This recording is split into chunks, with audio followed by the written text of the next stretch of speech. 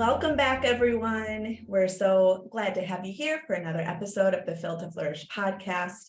In this episode, we do have a guest, but this is a Flourish Therapy guest that you haven't met yet.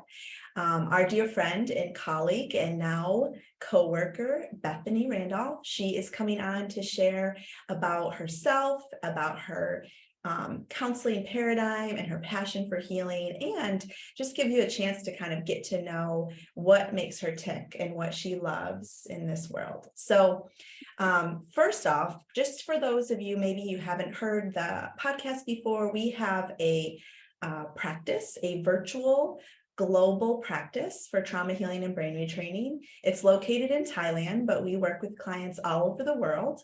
We do individual work, couples work, and intensives in person or virtual. So flourishtherapy.co is our site, and you can follow us there on different social media channels to know what we're all about. But thank you for listening to the podcast, and I hope you enjoy this episode. So we are going to get to know Bethany a little bit. So Bethany has a master's of clinical counseling, which includes in-depth training and practice of the use of expressive arts for healing and nervous system regulation. Her work, which includes nearly a decade of cross-cultural trauma and healing partnerships, nourishes clients' well-being by integrating exploration of the mind-body connection, cultivation of self-compassion, and personally meaningful creative expression. Bethany has experience partnering with clients in addressing traumatic experience, anxiety, depression, bodily expressions of trauma, grief, spiritual issues, family of origin impact, and the processing of life transitions. So that is her wonderful professional bio. And in this episode, you'll get to go even deeper of getting to know her as a person, because guess what? Therapists are people. Go figure. So welcome, Bethany. It's wonderful to be with you every single time we're together. Oh, Hi, yes. friends. Just so hearing that bio, It is. you can hear why we want her to work with us. She's right? Just an amazing person. We've learned so much from her, and it's so excited that she's joining us. She's an amazing person. Thank you for having me. All right. So tell us a little bit about yourself, more of the personal, like where are you from, where you live, and what your family looks like. Yeah, sure. So I am a mom. I have two wild and courageous little guys, and I'm from Louisiana. My husband and I met in university there. And we actually live in Chiang Mai, but are in the States right now. So that's how I met you two lovely people there in Chiang Mai. And we look forward to being back home there this coming summer. Yeah. We miss you. We want you to come back. We miss you guys. It's awesome with our virtual work, able to see people all over the world. And so this works great for you taking clients, but it will be so nice to have the in-person energy when we can connect for meetings and just vision casting this practice together. But we're thankful for Zoom and that we can still see your wonderful countenance and love through the screen. So absolutely. Tell us this. Some of these questions I don't know, even though we are also friends. So some of them I'm not sure of, so I'm excited about that. And also Bethany doesn't know these questions. We didn't give them to her in advance just so she could just say what comes to mind. So what did you want to be when you were a little girl? I wanted to be an ice skater because I thought they were magical. Coming from Louisiana, where you see about, a quarter inch of snow and there's no traffic on the roads, nothing, the world stops. I just thought they were so cool. That's the perfect. I love that. Little Bethany. So picture me as a 6-year-old, like this. This is awesome. That's spoiler alert. It didn't happen. No, not yet. You never know. That's right. Chiang Mai also doesn't have much ice skating. I was going to say, Chiang Mai is not a great place for ice skaters. We've actually been to one place. There's a training rink. Really? Crazy enough. Wow. Yes. We did notice we did go to an ice rink at one here. Yeah, I didn't know they Yeah. could train here though. That's Yeah, there's like teams and stuff. Yeah. Wow. Our youngest laid down on the ice because he wasn't feeling it. He just kind of laid there. oh, Anyway, man, that's great. Okay, that's awesome. So if you could imagine the perfect day without any Mm. responsibilities, any shoulds, no expectations, what would you do? What would it look like? Or what could it look like for you? This is a very glimmery question. Mhm. Speaking of glows and glimmers, Yeah. for me, it would be taking a lift up the mountain where we used to live. We used to live in Eastern Europe for a while. We would take a lift up the mountain, and I would have my book with me and coffee or tea, and just be able to sit in some kind of field and read, listen to music, munch on something. Happy as a clam, just to explore and relax up there. Yeah, that's a magical day to me. Amazing. That sounds magical. It does. When we met you, what's it been, about 5 years ago now? Yeah. I remember being like, very intrigued by how you were just nature called to you. And you would just need to get out into nature. And you talked about it like food, like it was a need. And I was just true. Very, very intrigued by it because I hadn't yet connected back to nature. I wasn't to the place in my healing where nature felt like good to me, or, I just hadn't reconnected. And so you were almost like an open door invitation to like, look at what awaits you out here. You guys can enjoy this too, but in this most, as you'll get to know Bethany, she has this most non-pressury way of inviting people, and not like, I never felt like a crappy human that I didn't enjoy nature. Yep. I longed for it because you did. And I saw how much it just made you light up. Yeah, Bethany embodies the pillar of beauty. Yeah. Just always seeking beauty and goodness and inviting other people into it. Yeah, it's so contagious. Y'all are so kind and generous. Thank you. But it is like oxygen, and for different people, different things feed us, right? And nourish us and bring us alive. Notice, I love to hike, but note that I said I'd love to ride the lift up. Whereas for other people, they're going to want to hike that whole mountain and down in one day, Right.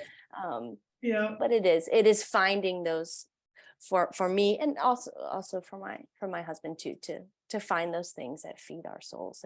It makes the difference in the world, Absolutely. Well, I love that day, that image of that day. That sounds lovely. You can come. Yeah, maybe just come with me. Today. So what are some of your favorite foods or cuisines?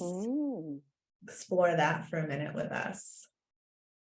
Food is also very happy. I love Greek food. Makes me happy. Where we used to live in Bulgaria, we ate a lot of Mediterranean type food. And it's fun to me to make that at home. Also Indian food, which I have no idea how to make, but I will happily clap for anyone who can and will feed it to me. I like all the food. But those are two of my favorites. When we go on dates, we have what do you call it? There's one Indian restaurant in Chiang Mai that we go to almost every time. We're adventurous in lots of areas of life, right? There's no need to do it everywhere. That's right. So we enjoy our little Indian date spot. It's so wonderful. We haven't been there. We'll have to do a double date to that. Yes, please. Yeah. So good. Favorite dishes. Tonight, I'm actually part of a book club, and we are doing Jamaican food tonight. So there's actually a Jamaican restaurant in our town. Wow. This town is full of little gems. Such a beautiful international city, or has international influence in Jamaica. But yeah, we're ordering Jamaican food, so that'll be the first time I've had Jamaican food. So I'm excited about that. That sounds like so much fun. Enjoy. That sounds Yeah, like fun. I'll I say get- something to you, hon. All right, thanks. Okay, so what is some of the biggest surprises of adulthood to you? Ooh, Mm, that's a very powerful question. this could go in many directions, but whatever hits. You notice I close my eyes a lot when you ask a question. It helps me to like settle in and think. um, some of the biggest surprises of adulthood. Well, I think, How easy it is. oh, obviously,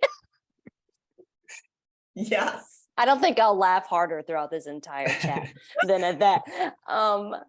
I think, I don't know, maybe some of it is also probably tied to being a woman too, like for me personally. Mhm. But I feel like there's so much that we don't talk about that is, well, my experience has been harder than I thought it would be, or more challenging than I thought it would be.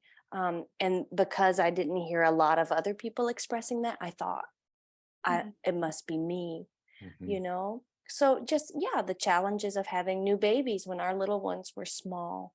You Mhm. know, it's not always like the movies. It can be it can be a struggle, and that doesn't Yeah. mean you don't love Yeah. your little ones, of course. Hmm,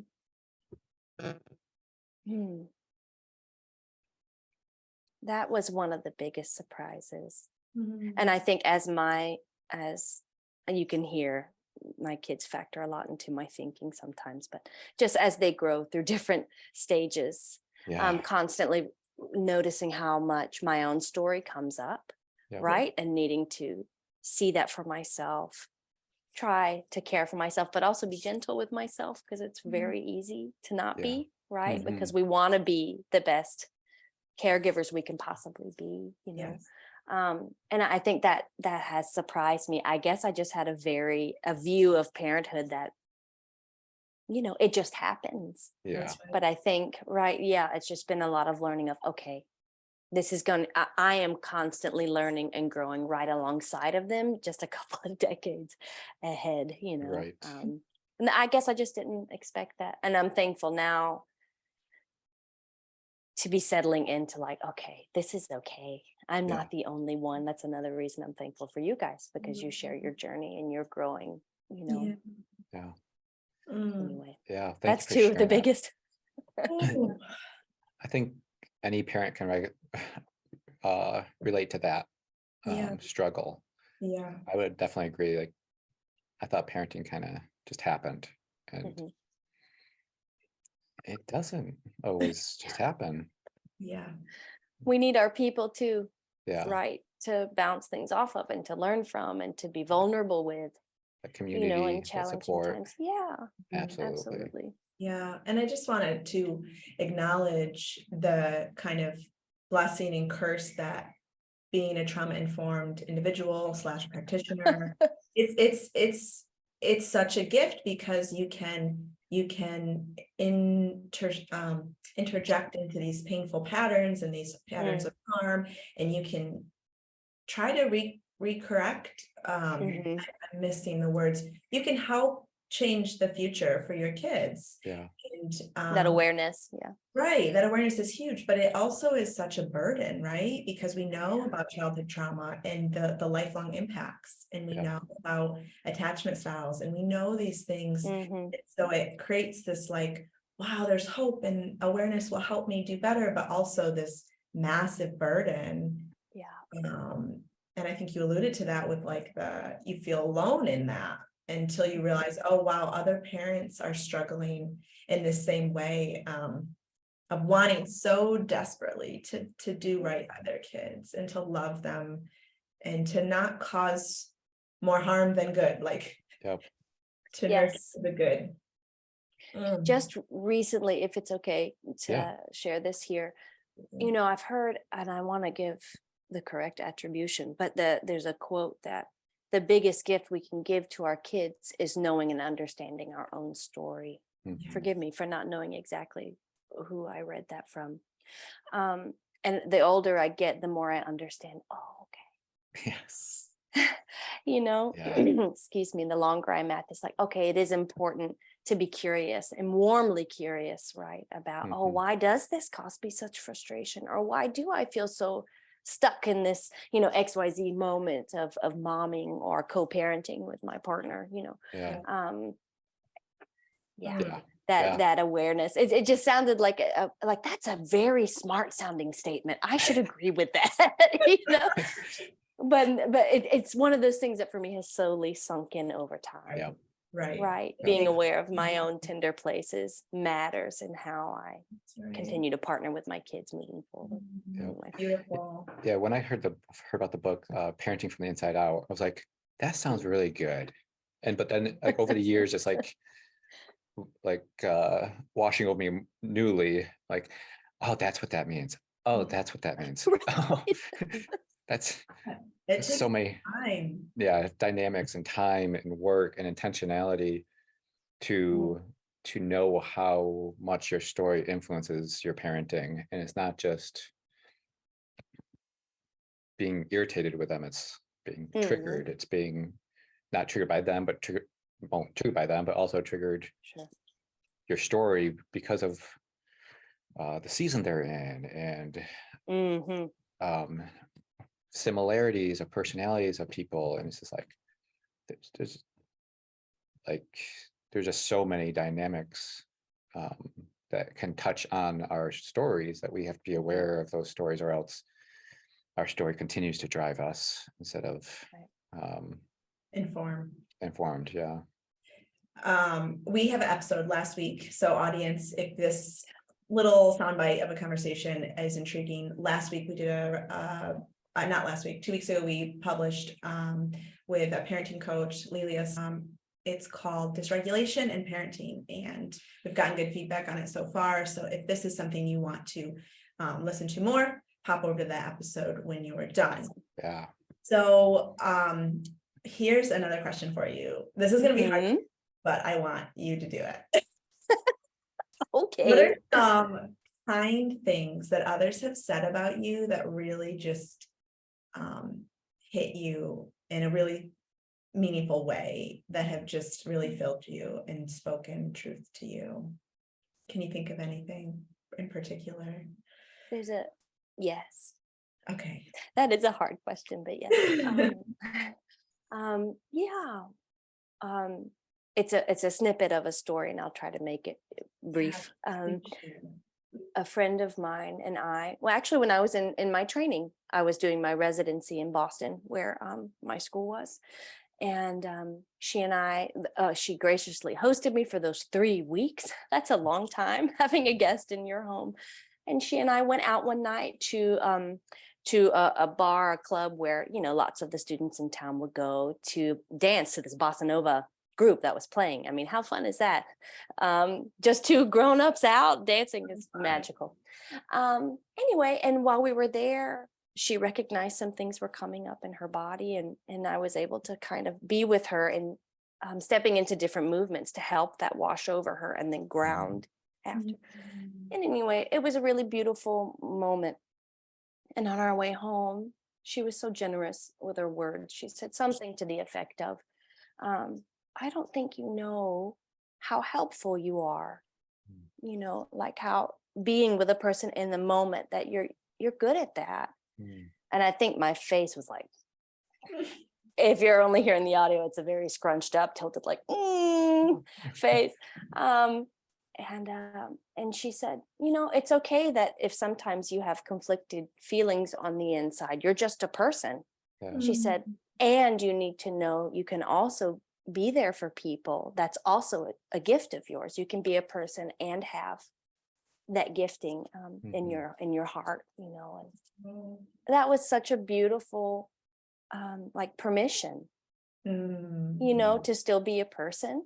Like you said earlier, we're all learning, we're all growing, we're all healing all the time. I mean, that's the intention, the hope, right? And the goal. And we can be there for each other. We can bring what we know, and that's okay. And anyway, it was a really precious snippet of a memory I'll keep with me. Yeah. I would definitely agree with that person. Absolutely. Echo that. Yes. Friends. and have given you the encouraging feedback, and have maybe seen that face even of like, oh, you sure, of wanting to receive it, and also being just human and knowing your flaws. I don't know if that's the right word. Knowing your Struggles. and your Yeah. humanity, and Yeah. Yes. it's Because that's all what, welcome. that's right. I love that. It's all welcome. And that's what spurs me on, and I'm sure you guys too, and lots of other people we get to work with. It's those things where we feel like we're in those tight places, or stressful stuckness in our own hearts or minds, like that push us forward to learn, to grow, to research, to better ourselves. Does that? Yeah. I don't know if that's the word I'm looking for, but to continue to grow. Yeah. To continue to flourish. You see what I did there? Like having Oh, increasing wow. levels of Love it. I had a friend who's a therapist told me, she said, I get excited when a personal challenge bubbles up for me, because I get excited that I get to dive into my own work again and continue to sharpen myself. And that has also stuck as an encouraging thing, right? It's a good thing when things come up. Yeah. It's an invitation. So Yep. that was a cool thing. It's a great reframe. It's really empowering versus shame inducing. Yep. Yep. Love it. So what Enneagram number are you, and what do you resonate with about that number? Like, Sure. Makes you know that that's the one that you identify most with? I don't know who it was, but they said, whichever Enneagram number hurts your feelings the most, that's probably your home base. And at first, yes, that was true. I identify as an Enneagram 4 wing 5.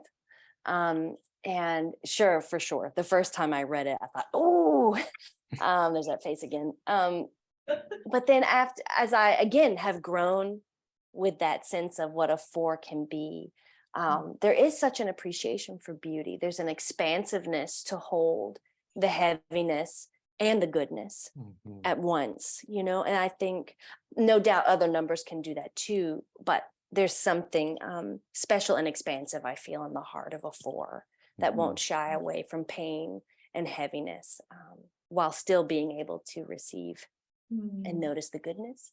I identify with that really strongly. That's something I like about being a 4. Yeah. Yes. So fun. Okay, what do you like to read, and what do you like to watch? Any recent favorites you can throw out, or just genres, or all the things.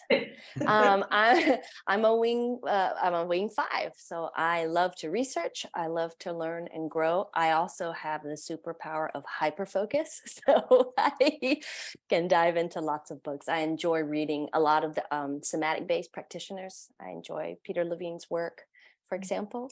Was just Good reading some bedtime tonight. readings. Maybe it shouldn't be, but it is. But for Bethany, it is. I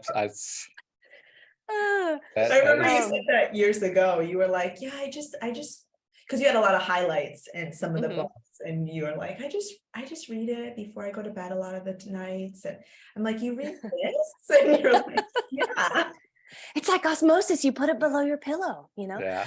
But it's invigorating. It keeps my mind I don't know. It's a really good feeling to take in information, especially to understand the body. I don't know if, I doubt it's unique to 4s, but there's such an awareness of physical sensation and physiology at all times. So developing an understanding of what that means, and developing a warmth and curiosity and compassion toward that is, for me, has been so good. I'm listening right now to Unbroken, I believe it's called, the story of the gentleman who was a soldier in World War II. It was Angelina Jolie made a movie out of it several years back. I made the mistake of watching it on a plane once. There's crashing and things, but it's incredibly powerful. This indomitable spirit of this person, really awesome. Just to listen to his experience, so. And I push myself to engage with fiction more than I ever have. And Anxious People, I think his name was Frederick Bachman, the author. was Okay. funny and light and just really great. Hmm. Love And it. we're big Cool. Lost dorks over here. We love Lost. And Yes, I remember you said that. like 15 years later, how long has it been? But every night we've been watching The Office reruns because they're like our friends. Okay, so what do you think? This is kind of easing into some counseling, therapy conversation, but that more on like the human level. What do you Mhm. think that people really need? This is kind of an existential question. At their core, what is it that humans really need and long for? From my perspective, love. Fear or love.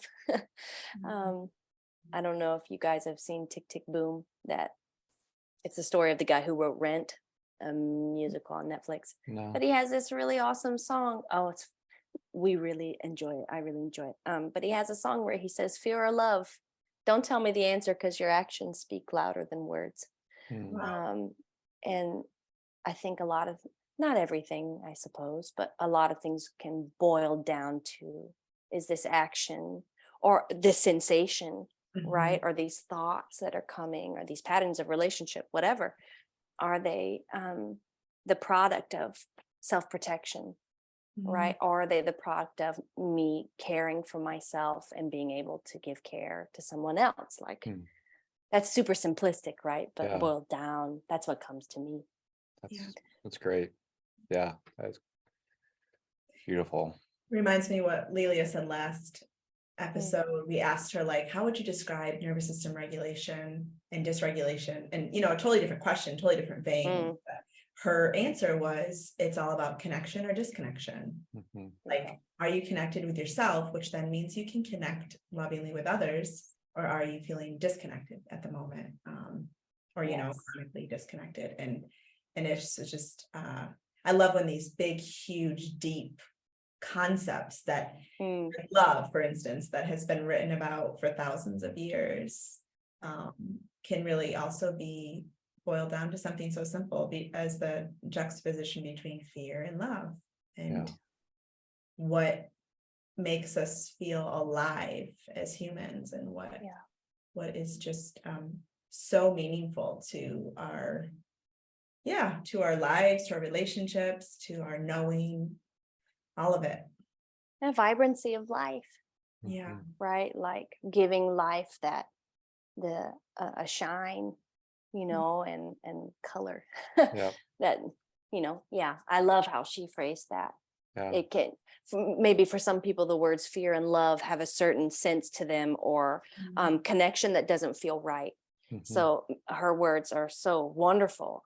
Is it self-protection or is it warm connection? Mhm. Either way, the sense is the same. Yeah. Do we feel safe and expansive first with ourselves to pour out with others, or are we needing to protect ourselves?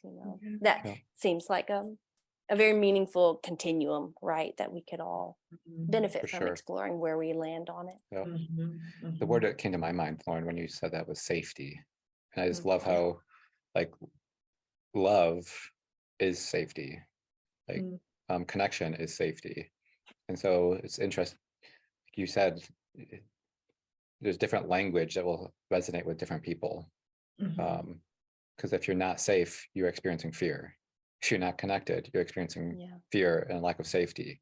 If you are connected, you're experiencing safety and love. And so they're just complementary to each other. And I think that comes with, like, the different perspectives, comes with like training and experience and personality of what language is useful for people. What culture, like, how they see the world, their world. But it really boils down to Absolutely. the same meaning, though, same experience. Do I Right. feel safe in myself? Can I find safety with other people? Can I connect with other people and feel safe with them? Do I feel loved by them? Can I love them? And do they threaten me? And so I just love that invitation of what comes to your mind. And I think that's part of the work that we do, is understanding, like, when you feel something, giving language or meaning to that Mm, feeling of I feel something, but I don't know what I need. Well, be curious, compassionate. What do you think that might need? And then you can start getting that language and understanding the language of your nervous system, and that could just really launch you into that healing process of healing and pursuing and valuing your voice and your yes. needs. So Thank you for sharing that. that's like a perfect connecting point to what therapeutic modalities do you resonate with, which excite you, and that what we're talking about had a lot of parts feel to it for me. But I'd love to hear, I would love our audience to hear, because I already know this question.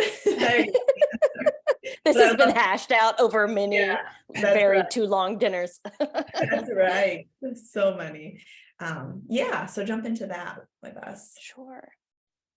So many. So many. So many. I get really excited by laying out lots of different approaches to therapy and really getting curious about how they connect. Yes. Right? Because so many kind of are lots of different approaches focus more on the cognitive experience, and some different focus more on the bodily experience. Some are solely focused on let's create things outside of us. And so, or what all is existing within us, like you were just mentioning parts work, Lauren. Like I love laying all those out and getting really curious and trying to connect them. And as much as feels useful to the person I'm getting to work with, bringing in what feels most relevant, parts work definitely being one of them. I love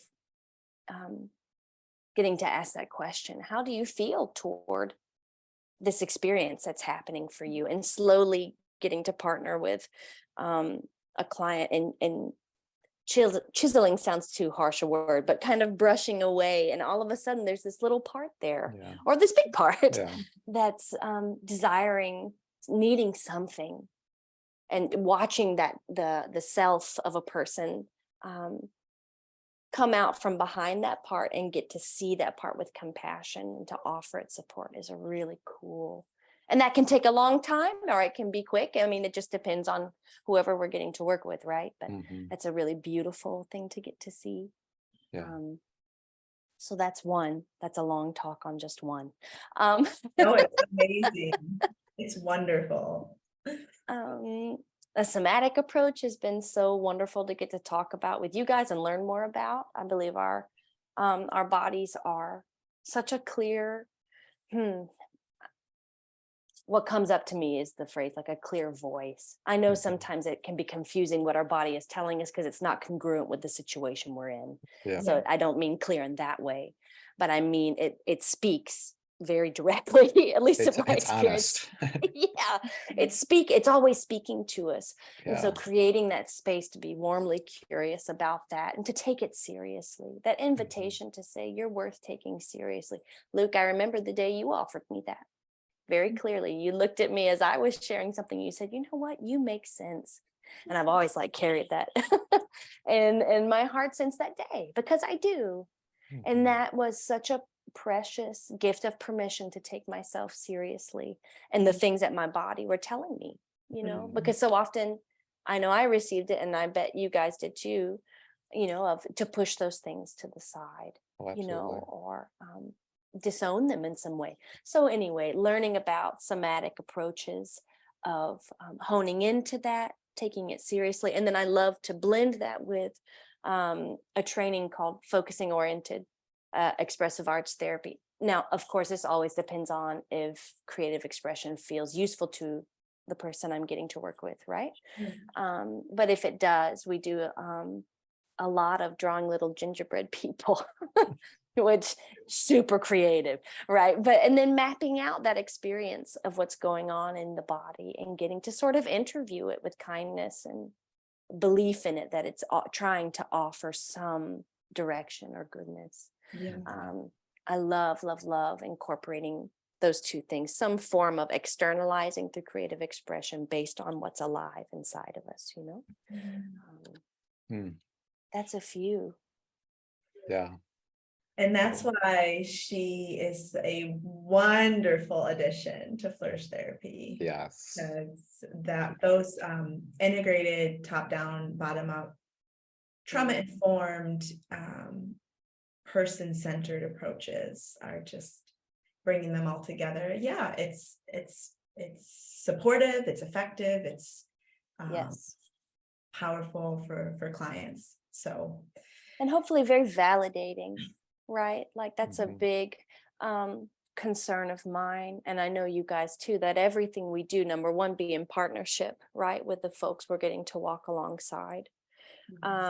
So, and I always start with folks like I view as my colleague in this process. Mhm. I'm bringing some stuff, sure, but you're the expert on your own life and history. I Right. have what can I offer? I don't know where you've been, but I do bring these things, so how can we be colleagues together in that? But then, yeah, trying to see what feels most relevant, one out of all these things, we've just mentioned and laid on the table. We mentioned validating. That everything we do be from that posture and that position, that in one of our very first conversations that you guys shared with me, that whatever is happening within this person, within myself, there's a reason. We can believe that this makes sense, and be curious about it from there. So yes, Yeah. that more hoping that our clients experience that warm validation and belief in them. Yeah. Always, Yeah. is a big goal. And Luke, why don't you share the statistics about counseling, how having that connection, you've told me before, with your therapist, where you feel believed and supported and good rapport with them. What Yeah. percentage was that in that one So study? what I heard in grad school was like the outcome of therapy is determined by like 20% is the modality that you use. 20% is the motivation of the client, and 60% is the relationship with the therapist. Yeah, And so if there's that's safety, powerful. if there's safety, affirmation, belief, that in itself, those dynamics is what drives the client towards health. It's just a space to be themselves and to heal and to be okay and not to be judged, not be criticized, be affirmed, and then another 20% of how they receive that and then go do it. Yeah. And it's only really 20% of the clinician that predicts. The modality, the Yeah. clinician. Yeah, that we use, sure. Well, that's so powerful. Yeah. And that just shows the power of that, what we were talking about earlier, that continuum of when we can slowly together move toward that's half of the continuum, that's that warm connection, how much that gives the self the permission to step forward and begin shepherding or caring for the more hurting parts, instead of them always feeling like they have to step in and lead everything. Right. Exactly. And it reminds really me precious of the power of co-regulation. Like we are created for each other. We are made for one another, and the place of that should have been our greatest gift and power in our life is often the greatest place of harm, relationship, and the greatest place of hurt. And our neurodevelopment as children isn't always what it should be, because that co-regulation doesn't happen in an ideal way. And so how needed is that, although that is so important and you can't just erase all that, you can, as an adult, step in and create those co-regulating relationships as adults, which really help you. It's like, it's hard to know what comes first, the chicken or the egg. Like, is it self-leading and regulating the inner parts, or is it you first get that co-regulation with a safe adult, and that helps you then regulate your world with that co-regulatory effect? No one really knows for sure, but both matter, and both are such powerful ways for us to grow and to heal. And that's one of the reasons therapy is so so effective and Mhm. meaningful for people because of co-regulation and the beauty of Yes. that for humans. Yes. The other day was reading something. I'm sure lots of folks, it's probably a meme or something, but saying, that we hear lots of talk about regulation, which we need to talk about and we need to be cultivating it. Sure. But regulation is really just internalized co-regulation, which is Mhm. what you're talking about right in our early developmental period. Yeah. That co-regulation becomes the capacity to self-regulate. Right. And like you just said, a lot of us, for all kinds of different reasons, don't develop that as much as we could. Yeah. So it's exciting to get to provide or open a space for that as much as a person would like to take advantage of it. It's here, Yeah. also with honesty and sharing things back and forth. Like, Mm. I don't know, it's a very powerful thing. Yeah. And I think that's why somatic work and polyvagal theories resonates with us, and even IFS is the internal self-regulation, the internal Mhm. co-regulation that Mm. can turn into self-regulation of reparenting your nervous system, that Yes. you can find safety, you can be a safe person for yourself where you haven't found safety in other relationships, and those co-regulating external relationships can be can be also beneficial, but that internal co-regulation of Mm. reparenting can help both of those. Like if you can find both of those, access to both of those, it becomes a very powerful self-regulating Yes. pathway. Yeah. That's something I didn't even mention earlier. PVT, polyvagal work. Yeah. It's just exciting. Yeah, it is. Do you remember years ago when you said story follows state? And I was like, wait, story follows state. I thought our story was predictive of our state. And you explained it so well, and it opened up this world of this concept of story follows state. Do you want to just share on that for a minute? Sure. Those were some great conversations. They sure were. That was fun. Yeah, and I think everything you said is true. There's just different meanings to the word story in that, right? In that expression that Dr. Porges came up with. But yeah, yes, like you said, so we have, and that's something I'm continuing and have learned so much from you guys about the story, like doing story work and meeting our stories with detail also and compassion, and how those, especially our early stories, set the condition for our nervous systems, almost like a template, right? For how we respond, or our body especially, then influencing our mind responds to whatever context we find ourselves in. So that's, of course, like the state you're referring to, our nervous system state. So our personal story kind of sets a template for our state reactivity, excuse me, or lack thereof in some people. And then from there, our mind then tells the story of our current context in that moment based on our state, right? So it is an interesting loop there, and all of it deserves curiosity, honor, and respect, right? Every piece of that. And that's something that I find invigorating, is getting to sit with people and kind of open up that big screen as much as their bodies will allow, right? We do it in as little increments as is right for the person, and they get to set that, of course. And even that starts to build that sense of self that gets to say, no, this is my stop. No, I'm ready to go further today. Let's go longer today, or let's go deeper today, so that, that story follows state, which is then set over, I'm picturing a big arch over that, which is our life story, right?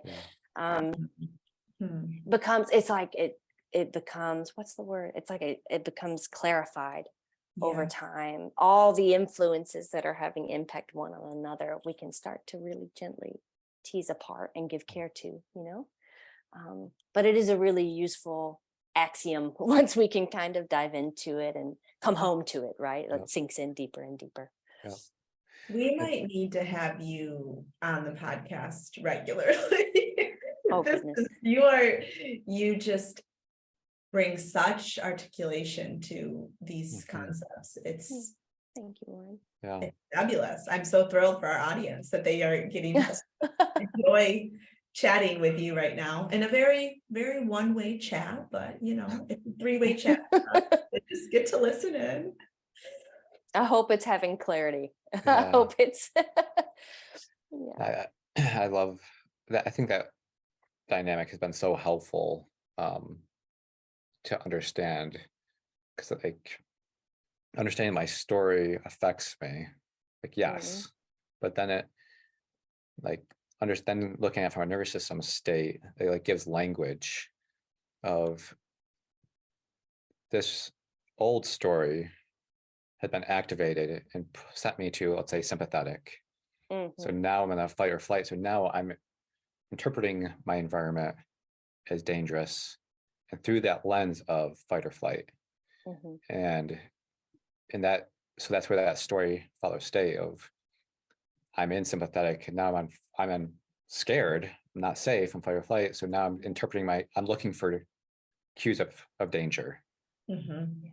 because I'm not safe. And just like when we can help our bodies find safety by reparenting our nervous system, being compassionate, allowing space, having safe community, Mm. it can also help us to find that safe and social, which then can create a story of, hey, you don't need to be on guard. You don't need to be scared. You don't need to be hyper vigilant 100% of the time. We actually can take a Mhm. break. Mhm. Take a break. Yeah. When our bodies get that message, right? Like, and it is one thing to feel it up here, I'm touching my head, to feel it in our minds, and then once Yeah. it settles into our bodies, wow, Mhm. how Right. incredible can that be? And empowering it can be when you have that language of like, oh, I'm feeling something. I'm so scared. But why? I'm sitting here at my desk trying to write an email. Oh, well, the email is triggering me of people pleasing or Mm. something. And okay, so this email is not actually threatening, but I'm interpreting it as a threat because of something else. Sure. I can come Yes. to myself and have compassion. I can come to myself and say, yeah, it's okay that this is scary. Mhm. I don't have to just go with it of like, this is the story, this is Yeah. reality. It's like, this is what my body's telling me is reality. Mhm. I can trust it that I am interpreting it this way, but let's Mhm. have compassion, be curious about it and see what the real need is that I have so I can meet that. Yeah. I think it's just a powerful dynamic of healing and a very Mhm. empowering part of that journey. As you were saying that, Luke, I think in pictures, and I saw like the predictive text on our phones. Mm, Oh my You know God. how it's like that's kind of like our nervous system state sets the tone yes. for how our mind and body begin to fill in the rest of what we're typing. Exactly. It fills in automatically the rest of the message. And what you're Exactly. talking about, or what I'm understanding and what we're talking about, is like Yep.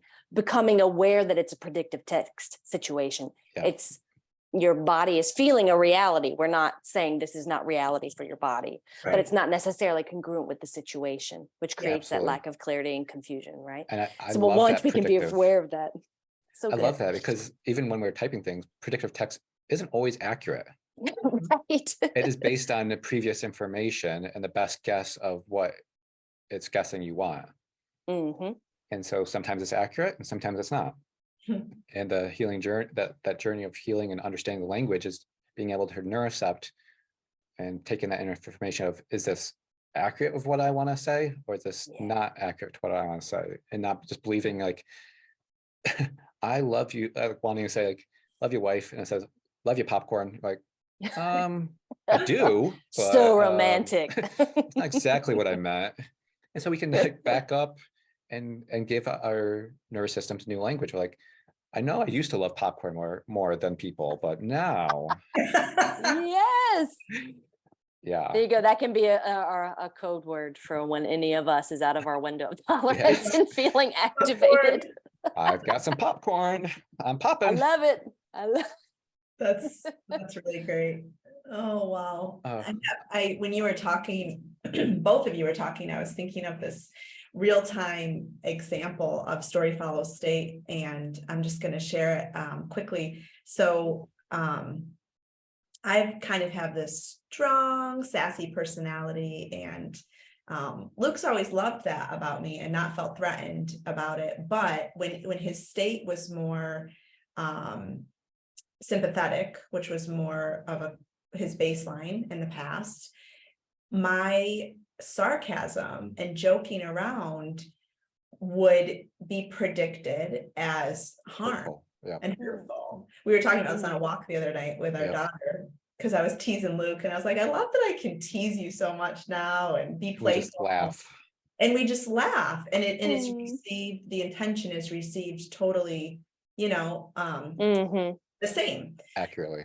Yeah, it's not faulty. There's no faulty neuroception with it anymore. And it's Wow. just like, there's one of the beautiful fruits of doing this inner work and understanding, because in the past, he didn't recognize that his state was off.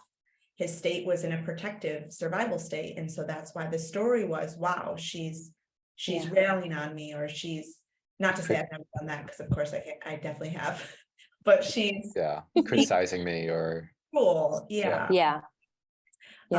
And now, because you spend a lot more time in safe and social, you have access to that state as you're more the place where you spend more of your time. When we tease, it's seen as, oh, she's being funny and goofy and more playful and flirty, and it's so fun, which is such a small, seemingly meaningless thing, but that's the kind of the language of relationships, is those small little bits that we give each other that are so often interpreted from our state. So the story that follows state comes in. The story is a different story than one that's actually accurate to the situation. So Well, that's powerful. So much can- more room, more Yep. play, that those blended states, right, of feeling safe and feeling activated together. That's play. Yeah. And when we are when our story has set that template of being in a more activated state on the regular, when we are trying to play, we get tipped over in that activation, that sympathetic activation, so much more easily. But by doing the work, and doing the work with gentleness over time, it's like a rubber band, it's getting stretched, and there's more room for play. Yeah. That window of tolerance is growing. Yay for play. Yeah. Yay for play. Larger Yes. window of tolerances. Can I say something really quick on something we just touched on a second ago? Yeah. And we were talking about body, like the somatic type work and PVT, polyvagal theory work, and just thinking, sometimes we don't know the story behind the sensation. This just bubbled up for me as we were talking, so I'm articulating it off the top of my head.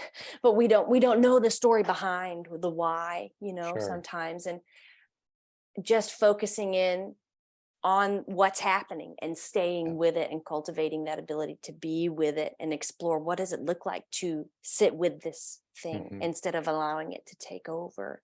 Can we even step a toe in that pool? What is that like?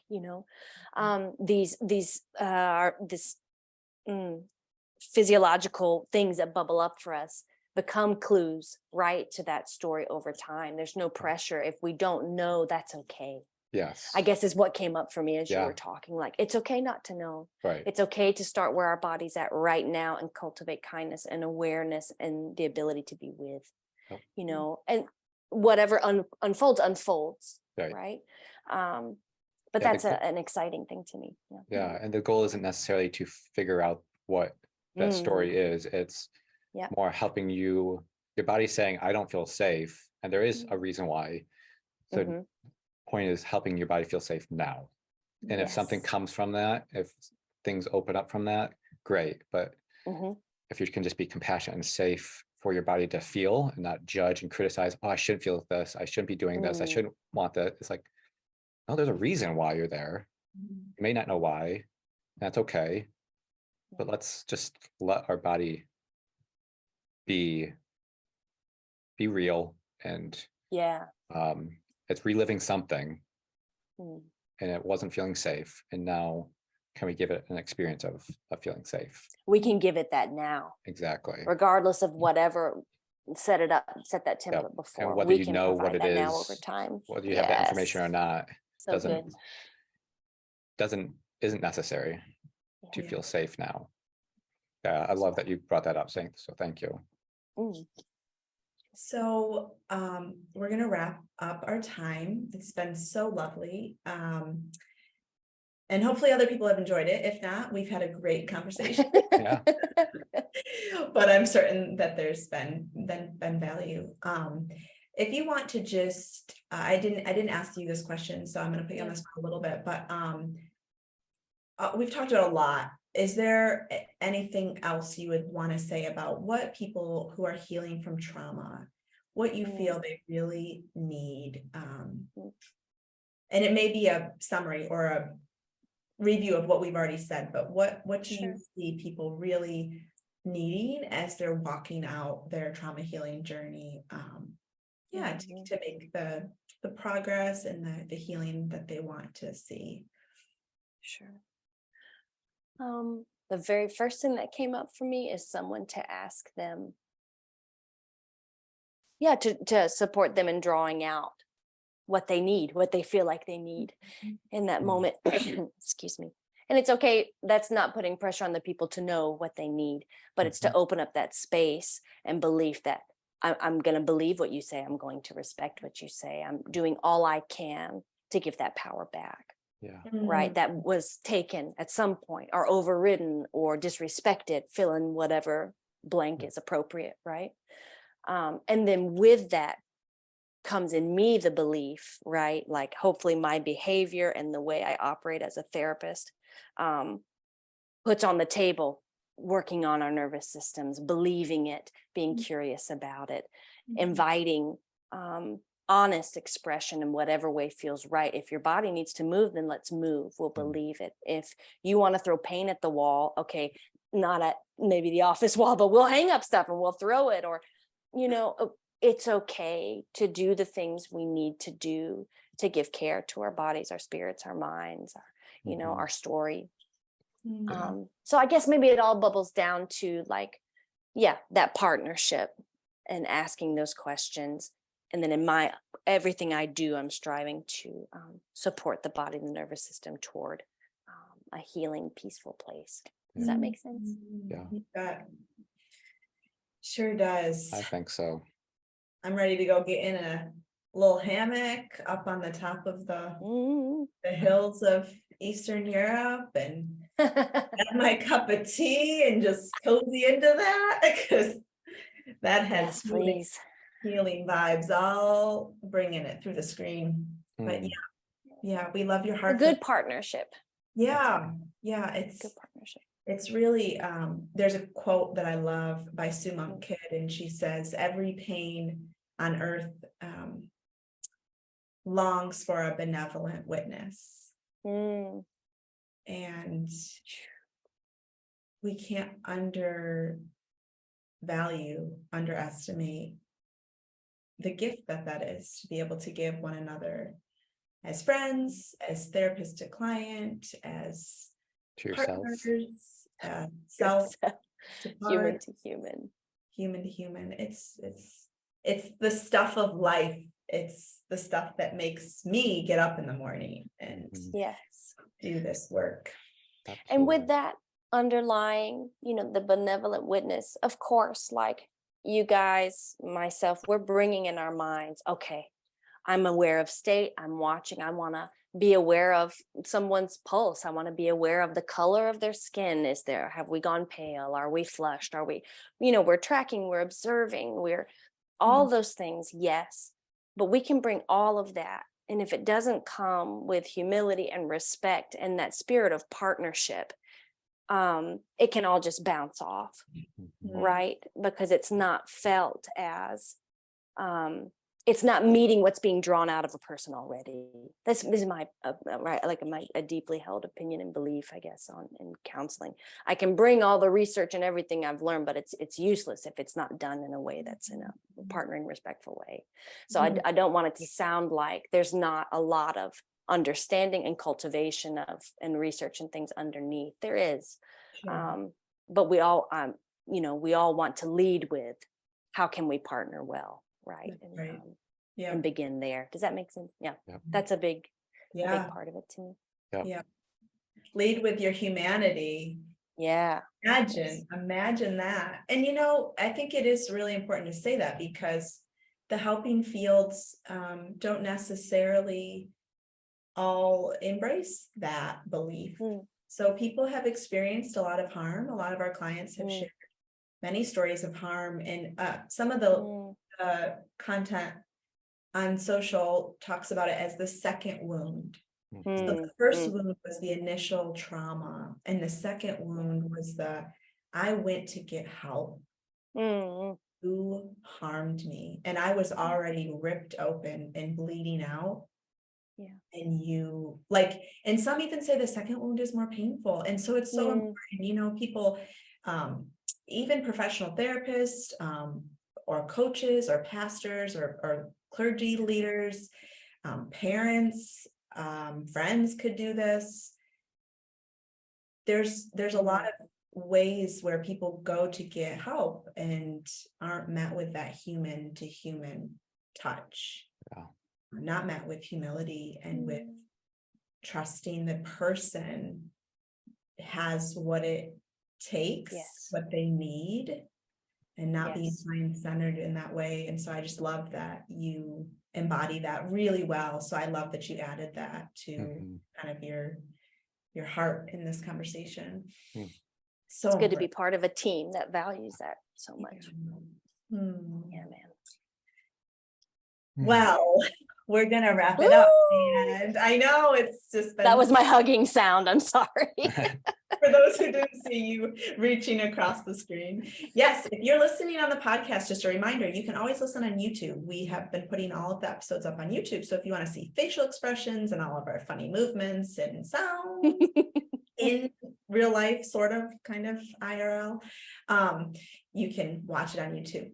I'll just let you know as we wrap up that Bethany has a few more openings at this point to see clients. So if you are interested in doing some of this work and partnering with her, contact us at flourishtherapy.co or on any of our social accounts, and we can get you connected with her. She can see people pretty much from anywhere in the world, time zone wise. So yes, that is available, and we're so thrilled to have you. It is an immense pleasure and excitement for us. Thanks for being on the podcast. My privilege. Thank you guys for having me. Well, thanks again for listening, and tune in for the next episode of Built to Flourish.